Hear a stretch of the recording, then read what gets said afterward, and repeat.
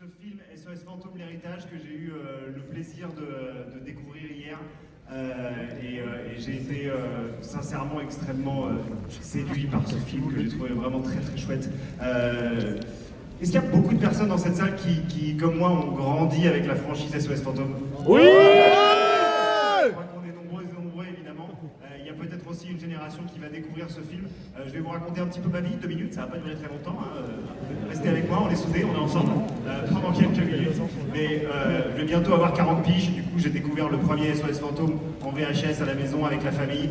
J'ai vu SOS Fantôme 2 au cinéma avec mon tonton Philippe, qui avait eu la bonne idée de m'emmener, il n'est plus là aujourd'hui. Je suis sûr qu'il serait très fier que je présente ce film devant vous. Vous allez vous dire too much information, mais je vous assure que quand vous verrez le film, vous comprendrez que c'est pas une information totalement anodine.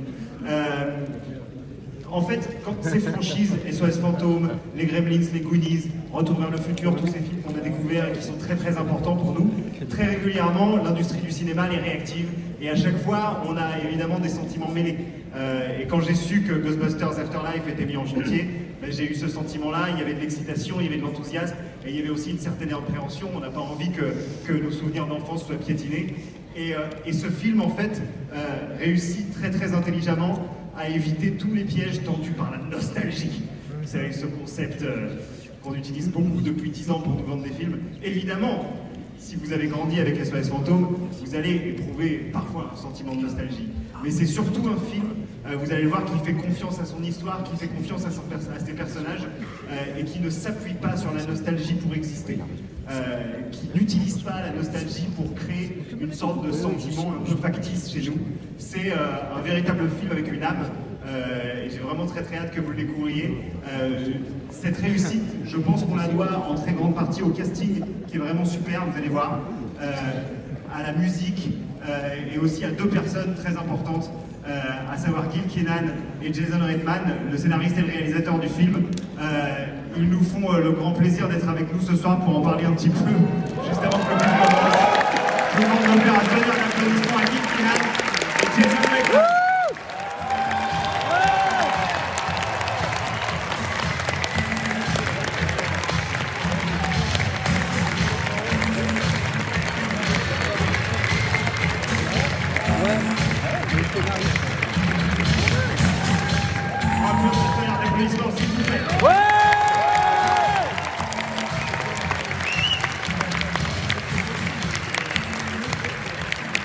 Thank you so very much for being with us tonight. It's an absolute pleasure. Here we go. C'est mon plaisir d'être ici dans la plusieurs jolis cinémas du monde. Alors, vous pensez peut-être que c'était par en l'air, mais 5 minutes avant, on était tout en bas et ils étaient tous les deux en train de tester les sièges en disant mais c'est incroyable de pouvoir découvrir un film dans cette salle. I said you guys were testing I the sièges. understood. Les chaises, c'est formidable. Alors évidemment, j'ai quelques questions à vous poser avant qu'on puisse découvrir le film. Je vais essayer de vous traduire ça le mieux possible. But I have a few questions for you guys just before we get to see the movie. Ghostbusters Afterlife, Jason, is a very, very different movie from every of the movies you've made before. How did you... It's just Juno with ghosts. Ah, bon, c'est pas si différent que ça. Alors moi je disais que ce film était très différent de tous les films précédents de Jason et il me disait non, finalement c'est juste Juno avec des fantômes. It's not so far from the truth actually. But how did you approach this new experience? Comment est-ce que vous avez approché ce projet? I've been asked my whole life if I would ever make a Ghostbusters film, and I have to admit I was always scared by the prospect. But at a certain point, I had this vision of a 12-year-old girl finding a proton pack in a field and a teenage boy finding Ecto-1 in a barn. And when I shared this idea with my writing partner Gil, we began writing the story that became very personal because it's the story of picking up the legacy of Ghostbusters, which in a way is my own story. Ouais, donc vous avez peut-être compris, donc je demandais comment il avait approché ce projet et il expliquait que toute sa vie, étant donné que c'est le fils du réalisateur des 2 premiers Ghostbusters, on lui a demandé mais alors est-ce que tu vas réaliser un film SOS Fantôme un jour, tu vas bien devoir le faire, et il avait toujours un petit peu peur de cette perspective jusqu'au jour où il a eu il y a eu une vision comme ça, celle d'une jeune fille de 12 ans qui trouve un pack à protons dans un champ de maïs, et celle d'un gamin de 14 ans qui trouve la voiture des Ghostbusters Ecto One dans une grange. Et quand il a partagé cette idée avec son partenaire d'écriture, Gil Kenan, ils se sont dit ok. Et petit à petit, ça s'est transformé en un projet beaucoup plus personnel, parce que c'est un film qui raconte un petit peu l'histoire de Jason, à savoir se saisir de l'héritage familial et en livrer sa version à lui. One of the things I really enjoyed with Ghostbusters Afterlife is how you kept kind of an old school feeling to the visual effects. I mean, I'm sure there's CGI in there, but it feels really authentic and almost vintage in a way, and I'm sure that was intentional, right? Je disais que vous le verrez quand vous verrez le film, des nombreux effets spéciaux ont vraiment un feeling très vintage, très old school. J'imagine qu'il y a l'image de synthèse, mais elle ne prend pas le pas sur le reste. Et donc je demandais si c'était un choix intentionnel, j'imagine que oui. We just ran out of money. All right. That was Gil's joke, by the way. I need to credit him.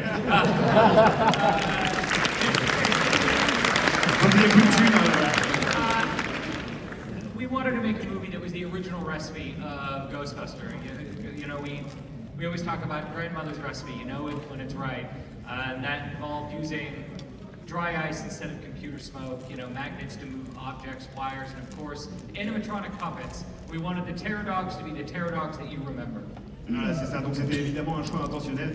Ils avaient envie d'utiliser la vieille recette des films Ghostbusters pour faire le leur. C'est pourquoi il y a des personnages, des fantômes qui sont suspendus à des fils. C'est pourquoi les chiens de l'enfer sont en animatronics comme dans l'original.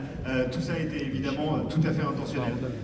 What always surprised me as a kid and when I grew up is how the Ghostbusters movies were really, really popular with kids, when the kids were nowhere to be found in the movies, actually. And this new movie, is all centered around a bunch of outcast kids, and I think it's really, it comes full circle. I mean, as a viewer.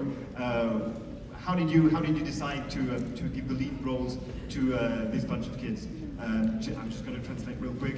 Je disais que une des choses qui m'avait beaucoup surpris durant mon évolution, c'est à quel point la franchise Ghostbusters était populaire auprès du jeune public.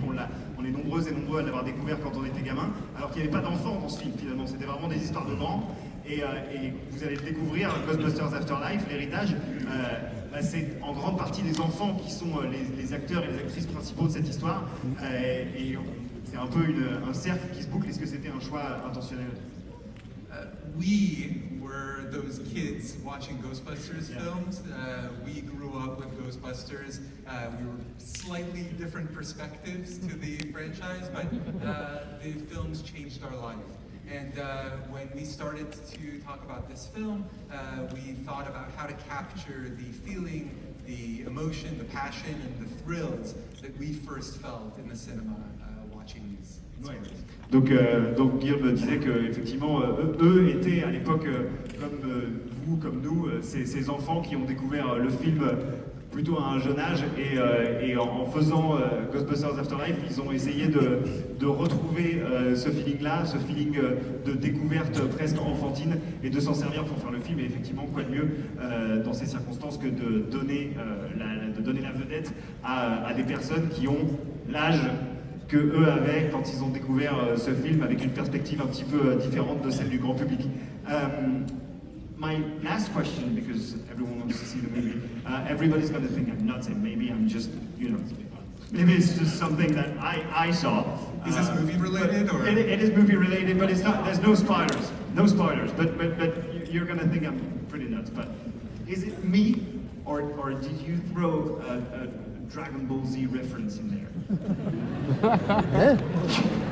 Maybe it's just me, right? This has been great. Thank you, everyone. Écoutez, je vous poserai la question quand vous sortirez les films. N'hésitez pas à me dire sur Twitter si je suis un gros cinglé ou si je ne suis pas le seul à avoir vu une référence à Dragon Ball Z dans ce film. Mais en tout cas, on vous souhaite une excellente séance. Thank you so very much, guys. Yeah, sure, please, be my guest. I have one request. Do you know what I'm about to ask? No spoilers. When you get to the end of the movie, you will understand why. And when you do get to the end of the movie, it would be a shame if you didn't stay to the end of the credits, right? Yeah. Right.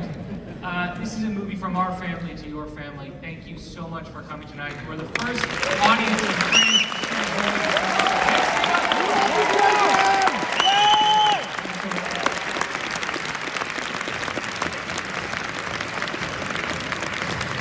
Donc, vous faites bien respecter les